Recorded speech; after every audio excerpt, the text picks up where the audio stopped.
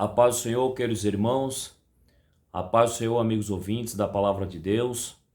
Nesta hora eu vos trago uma mensagem da parte de Deus, uma palavra de vida, uma palavra de salvação, uma palavra de motivação, que se encontra no livro de 1 Reis, no capítulo 19, do versículo 1 até o versículo 4, que diz assim: Ora, Acabe fez saber a Jezabel tudo o que Elias havia feito, e como matara a espada todos os profetas. Então Jezabel mandou um mensageiro a Elias, a dizer-lhe: Assim me faça os deuses, e outro tanto, se até amanhã, a estas horas, eu não fizer a tua vida como a de um deles. Elias teve medo e correu para salvar a sua vida. Quando chegou a Berseba, que pertence a Judá, deixou ali o seu moço. E ele mesmo, porém, foi ao deserto, caminho de um dia. Chegou, assentou-se debaixo de um zimbro e pediu para si a morte, dizendo: Já basta, ó Senhor, toma agora minha vida, pois não sou melhor do que os meus pais. Esse texto, ou uma parte desse texto que eu acabei de ler aqui para vocês, fala-nos acerca de Elias.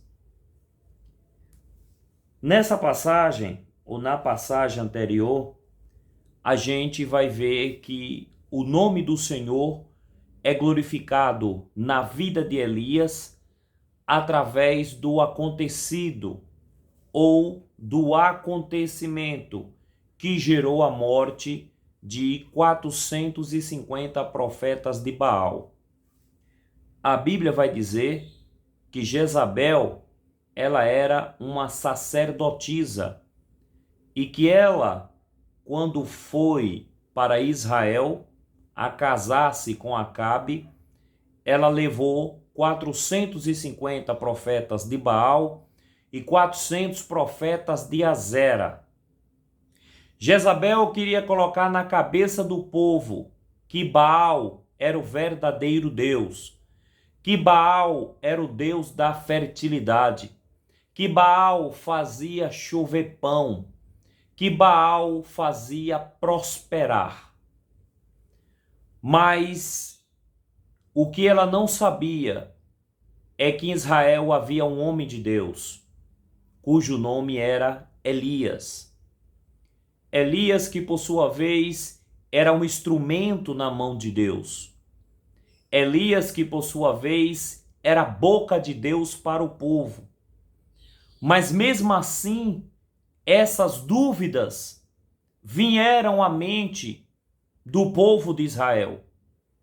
É tanto que Elias convocou o povo, convocou os profetas de Baal e de Azera. Eram 450 profetas de Baal, mais 400 de Azera. Então Elias convocou todos eles, mas os profetas de Azera temeram, não quiseram entrar na briga, mas os de Baal entraram na briga. E Elias, todos nós sabemos a história, disse ao povo: o Deus que responder por meio de fogo, esse será Deus. E todo o povo disse: é boa essa palavra. Então nós sabemos o que aconteceu. Na vez de Elias, ele fez o altar, ele desconstruiu tudo aquilo que os profetas de Baal haviam construído, refez o altar, porque Deus não habita em altar contaminado, em altar que foi oferecido em sacrifício a outras divindades, a outros deuses. Então Elias, fazendo o altar, nós conhecemos a história, ele orou E a oração de Elias não foi longa, foi uma oração pequena. Porque Deus, ele sempre fala através das pequenas coisas. Então, através da sua oração, a Bíblia diz que Deus mandou fogo do céu e consumiu ao sacrifício de Elias e lambeu a toda a água que ali estava. Depois desse acontecido, Elias grita ao povo: está provado que só o Senhor é Deus? O povo diz sim. Agora nós vamos matar a todos os profetas de Baal. Então todo o povo de Israel destruíram os profetas de Baal. Isso chegou ao ouvido de Jezabel. Nós lemos aqui. Acabe contou a Jezabel. E Jezabel, indignando-se com tudo isso, disse: eu vou matar Elias. A vida de Elias está por um fio. E mandou um mensageiro até Elias. É aí que eu quero entrar na mensagem. Tudo o que aconteceu na vida de Elias foi para a glória de Deus. Tudo. Elias era apenas um instrumento na mão de Deus. Elias, em nenhum momento, ele se achou um Superman, um super Elias. O ego de Elias não foi cheio através desse acontecido. Elias, ele poderia se achar o tal. Mas Elias estava ali como homem, como ser humano. E como ser humano, ele teve medo das palavras de Jezabel. Porque ele sabia que Jezabel não estava brincando. E que Jezabel cumpriria aquilo que ela estava falando. E o que foi que Elias fez? Fugiu? Sim. A Bíblia vai dizer que Elias fugiu. Porque tem horas que é melhor a gente sair de cena. Tem horas que a briga não é nossa, é de Deus. Existem momentos na nossa vida que Deus vai nos chamar para brigar frente a frente com o inimigo. Mas vai ter momentos na nossa vida que Deus vai nos tirar de cena. Porque existem batalhas, existem pelejas que não é nossa, é de Deus. E Deus falou isso a Moisés. Em Êxodo 14:14, onde Moisés disse: essa peleja não é nossa, mas de Deus. Então existem pelejas que não é para nós pelejarmos. Deixe Deus pelejar por você. Não queira fazer aquilo que Deus não te mandou fazer. Saia de cena. A gente vai encontrar na Bíblia que Deus, para poupar a vida de Mefibosete, tirou Mefibosete de Jerusalém e levou para um lugar que ninguém queria ir, chamado Lodebar. E escondeu Mefibosete ali por 18 anos. Então Elias sai de cena. E o que é que Elias faz? Primeiramente, ele sai da jurisdição de Acabe. Ele pega o seu moço, deixa seu moço em Betseba e vai para o deserto. Sai da jurisdição de Acabe, ou seja, sai da área do inimigo, da área de trabalho do inimigo. Jezabel nem Acabe jamais imaginaria que Elias teria ido para o deserto. Assim que Elias soube da notícia, imediatamente ele fugiu para o deserto. Mas aí é que tá. Deserto é lugar de luta. Deserto é lugar de prova. Deserto é lugar de tentação. Deserto é lugar de murmuração. Deserto é lugar de morte. Nós sabemos disso. Mas aí você diz: e por que Elias foi para o deserto? Porque Elias sabia que é justamente nesse lugar que há anjo de Deus, que Deus se manifesta. Aí você diz: me prove, vou provar. Primeiramente, a gente vai ver aqui Elias pedindo a morte Deus, eu não quero, chega para mim não dá mais. Jezabel quer me matar, Jezabel quer a minha vida. Elias está pedindo a morte. Se nós buscarmos na palavra, a gente vai ver essa mesma expressão na boca de Agar, serva de Abraão. A Bíblia diz que Agar saiu errante pelo deserto, saiu sem destino, sem direção. Mas a Bíblia é bem taxativa ao dizer que ela estava no deserto. E quando ela largou o seu filho para morrer, quem aparece diante de Agar? O anjo do Senhor, dizendo: o Senhor ouviu o choro do menino em pleno deserto. E Deus salvou não somente a vida do menino, como também a vida de Agar. Porque a Bíblia vai dizer que os seus olhos foram abertos e apareceu uma fonte diante de Agar, uma fonte de água fresca. Aquela fonte estava ali o tempo todo, mas o medo, a desanimação, a falta de animosidade, quando a gente diz eu não quero mais, eu vou desistir, quando a gente diz eu vou jogar tudo para cima, chega, para mim não dá mais, existem escamas que tomam conta dos nossos olhos e nós deixamos de enxergar a grandeza de Deus. Mas é aí que o Senhor se manifesta, abrindo os nossos olhos e dizendo para mim e para você: existe uma fonte de água da vida que está do teu lado. Beba desta água. E Agar bebeu dessa água. Deu água ao menino. E nós conhecemos a história de Agar. Da mesma forma, o povo de Deus, no deserto de Jezreel, assim que o povo atravessa o Mar Vermelho, quem aparece? Os amalequitas. Os amalequitas eram apelidados de ratos e chacais do deserto. Os amalequitas eram um bando de ladrões e salteadores. Eram assassinos. Eram homens de guerra.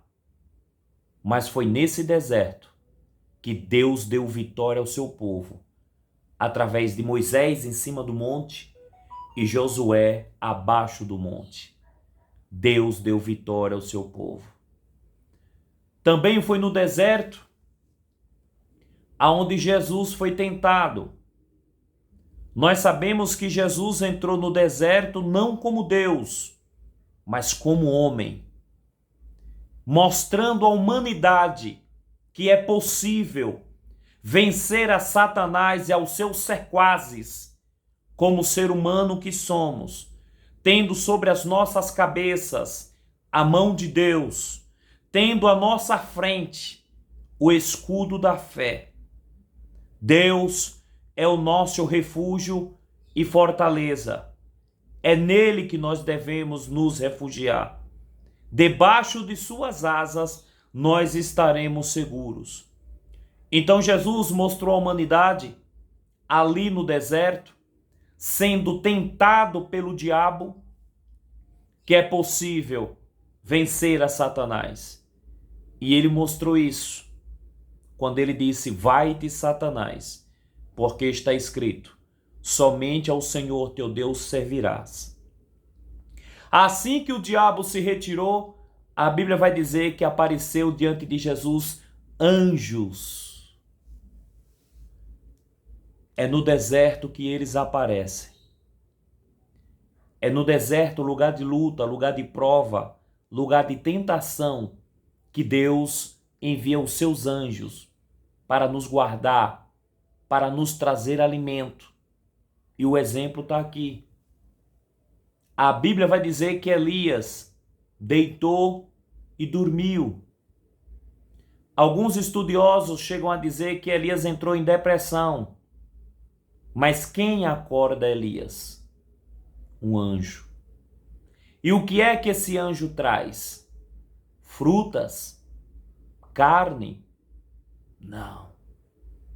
O anjo, a palavra vai dizer que ele traz pão e água.